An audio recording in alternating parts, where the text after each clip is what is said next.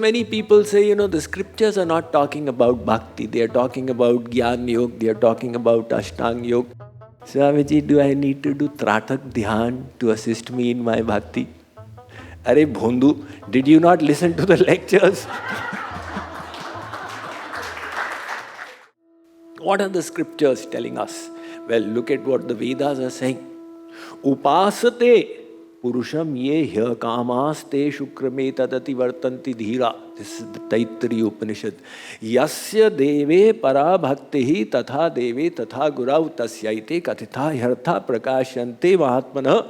This is the Shvetashvatar Upanishad. Dhanur grihitva Upanishadam mahastram sharam hyupasa nishitam sandayita. This is the Mundak Upanishad. Bhaktirevainam nayati, bhaktirevainam pashyati, bhaktirevainam darshayati, bhakti vasha purusho, bhaktireva bhuyasi. This is the Martyr Shruti of the Vedas. Bhakti will take you to God, bhakti will unite you with God, bhakti will enable darshan of God and God realization. Come to the Bhagavad Gita. At least the Bhagavad Gita everybody accepts as authority in the Hindu culture. Sri Krishna says, Arjun, do you know how you'll attain me? No, Maharaj. Naham vedai na tapasa na danena na chejya bhaktya tvananyaya shakya aham evam vidhorjuna gyatum drashtum cha tattvena praveshtum cha parantapa.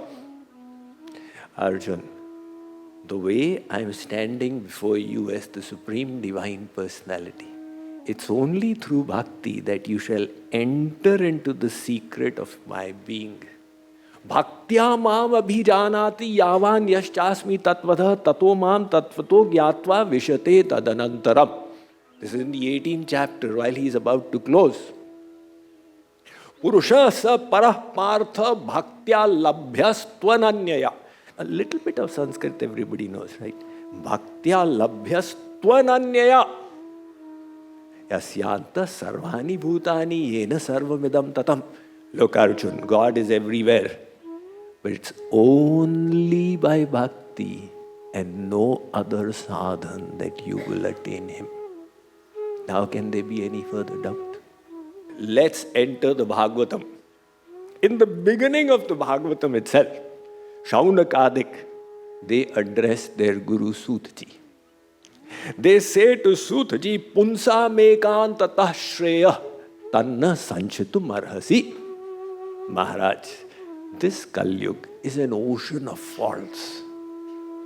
And we have short lifetimes and disturbed minds, an impure environment. What is the sadhan for ekantik shreya? Ultimate beatitude.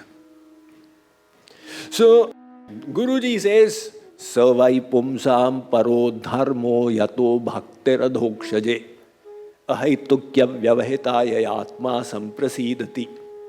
Now, this was an assembly, as per the scriptures, of 88,000 rishis. So 88,000 rishis had gathered in Naimisharanya. A few hundred years of Kali Yuga had gone by. And this was the first significant assembly. And there Gurudev said, the Paradharma, the highest dharma, the Bhagavad dharma is bhakti. What kind of bhakti? Ahaituki. Without any selfish desire for reward, and apratihata, without any interruptions, continuously. This will bestow the final beatitude. And there is a second prasang we can take from the Bhagavatam. In the 11th canto, Uddhav, he asks Sri Krishna, Vadanti Krishna Shreyansi Bahune Brahmavadinah Tesham Vikalpa Pradhanya Mutaho Eka Mukhyata. He says, Sri Krishna, there are so many pathways to Kalyan. One says you do this, the other says do that, one says do this, do that, do that. We are all confused. And why are there so many paths in existence? Sri Krishna said, Uddhav, Kalena nashta pralaye varniyam veda sangita mayadau brahmane prokta dharmo yasya madatmaka. These paths were not all created by me. Then how did they come into existence? It's just like under a tree, some people were sitting. And on the tree, a bird was playing its music. Now the people below started discussing, what is the bird saying? One of them was a vyapari, a grocer. So he said, the bird saying, sont mirch adarak, sont mirch adarak, sont mirch adarak. The second was a wrestler. He said, listen carefully. The bird is saying, dan baithak kasrat, dan baithak kasrat, dan baithak kasrat. The third was a devotee. He said, you both have got it wrong. The bird is saying, Ram Sita Dashrath, Ram Sita Dashrath, Ram Sita Dashrath. Now what the bird was saying, it knows. But everybody got their own interpretation out of it. Similarly, Sri Krishna says, Uddhav, in my Vedas, I taught the pathway to God. Sarve Veda yat padama mananti.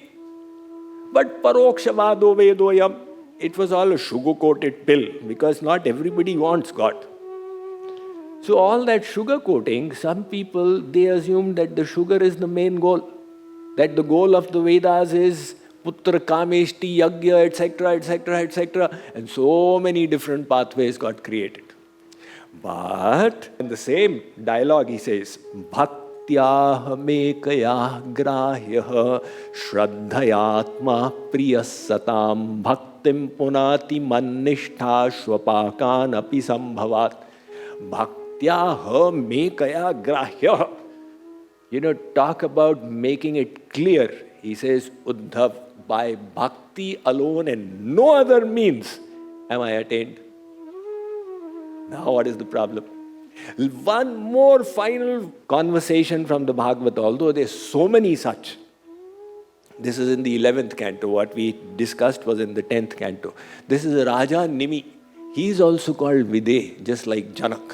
So he is also Videh Raj. And he was doing a yagya and 9 Yogishwars arrives.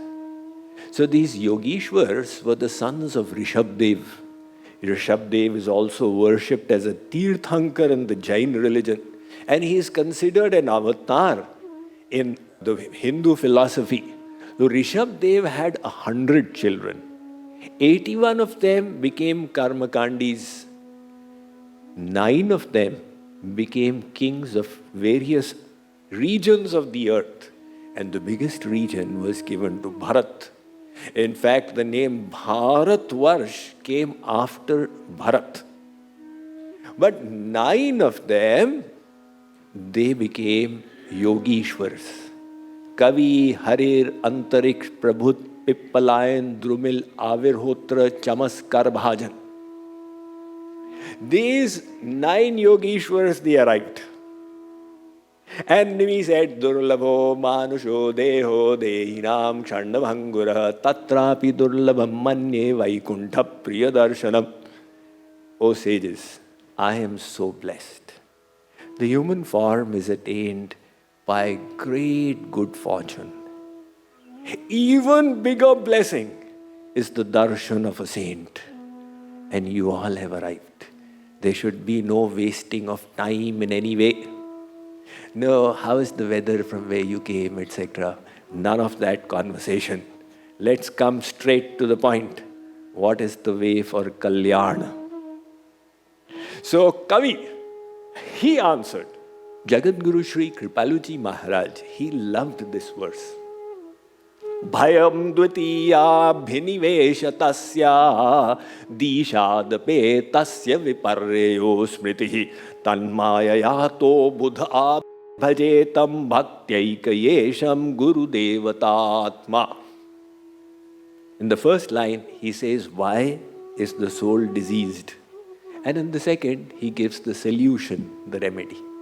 So he says the reason for the disease is the soul has turned its back to God. Plain and simple. And the solution, you turn around how? So he says, Bhaktyayika yesham Guru Devatatma. You see your Guru as your Ishtadev and do bhakti of God and Guru. That bhakti will help you turn around. So this is the Bhagavatam, and the Ramayana Tulsidas ji has just let loose. He says, Milahi na Raghupati binu anuraga kiye yoga japa jnana viraga Ram hi keval prema pyara jani lehu je janani hara vari mathe baru hoi ghrita. He's saying, can butter be extracted by churning water? Impossible. Sikata te baru tela. Can you churn sand and extract oil out of it? Impossible. Tulsidas says this impossible may become possible. But binu hari bhajanan bhavatariya yah siddhant apel. Without doing bhakti, you cannot cross over the ocean of life and death. This is an irrevocable principle. At least let us accept our scriptures. When we do, this bhatkan will stop. What is the bhatkan? Oh, a little of this and a little of that, a little of this and a little of that. Swamiji, do I need to do Tratak Dhyan to assist me in my bhakti? Are Bhondu, did you not listen to the lectures?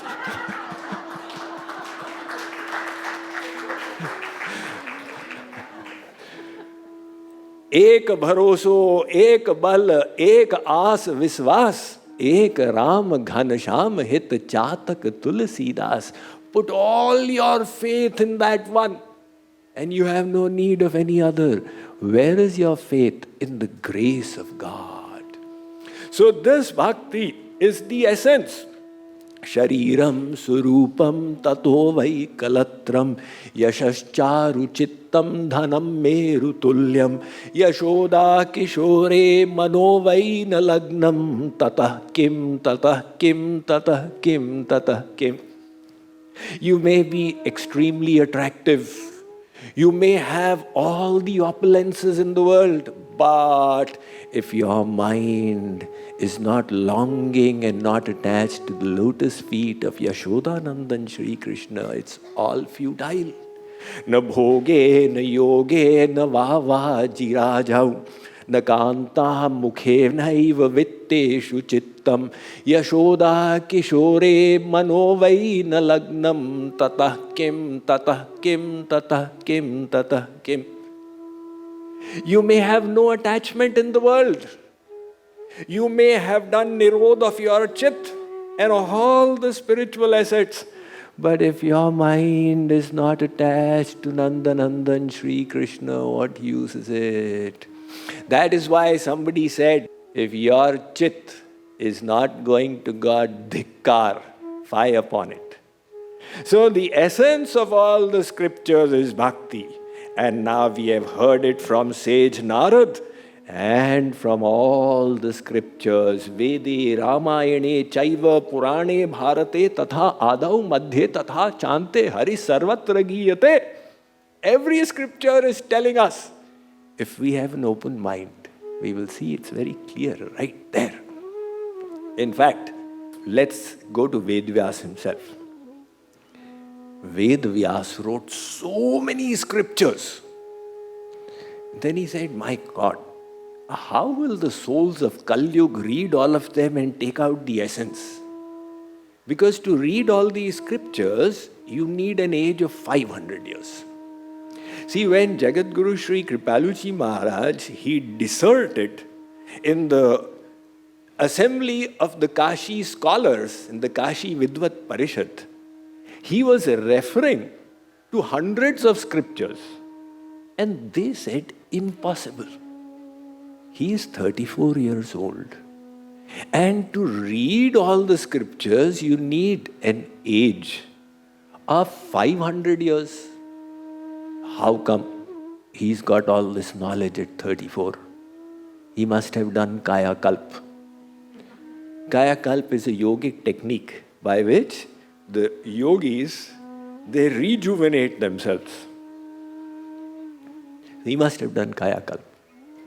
Maharaj Ji said, my mother is alive, go and meet her. Some of the scholars actually went to meet her and checked that yes, he is only 34 years old. So to read so many scriptures, Maharaj Ji was alaukik Purush, but we are laukik.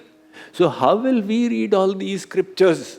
Vedavyas said that I need to present the essence of it.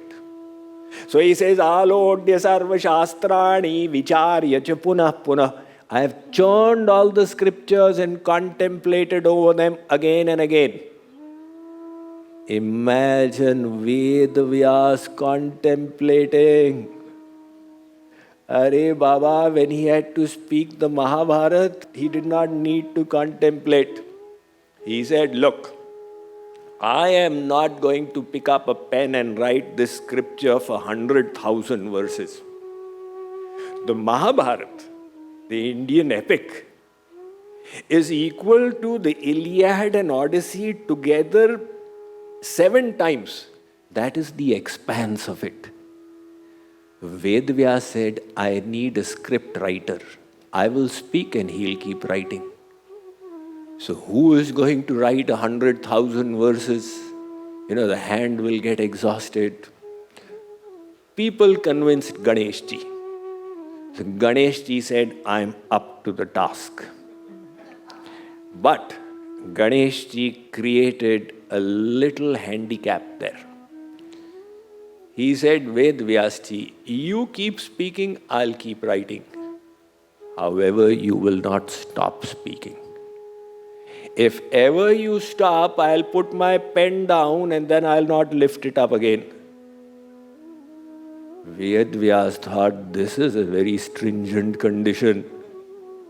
My God, if I need to think, he will put the pen down and the scripture will remain incomplete. So Vedavyas put a counter condition. He said, Ganesh Ji, I'll keep speaking, you keep writing. But before you write it, you'll understand the meaning of the verse and then put it down. Now Vedavyas got a handle. So the scripture began. Vedavyas would compose and Ganesh would write. But wherever Vedavyas needed a little break, he would compose a Kuta Shlok, a verse that was so difficult that even Ganesh Ji had to ponder. And Vedavyas got time to do his Nitya, Karam, his ablutions and come back. It shows the power of Vedavyas. He just speaks. He doesn't need time to ponder. But the same Vedavyas here in the Padma Puran says, Alodya sarva shastrani, I have churned the scriptures and vicharya cha punah punah, contemplated over them again and again. Idamekam sunishpannam dhyeyo narayano hari. They are all teaching one thing. Learn how to love God. And that is what Narad is telling us. Tasmat saiva grahya mumukshubhihi. O souls, now enough of talk. Engage in bhakti.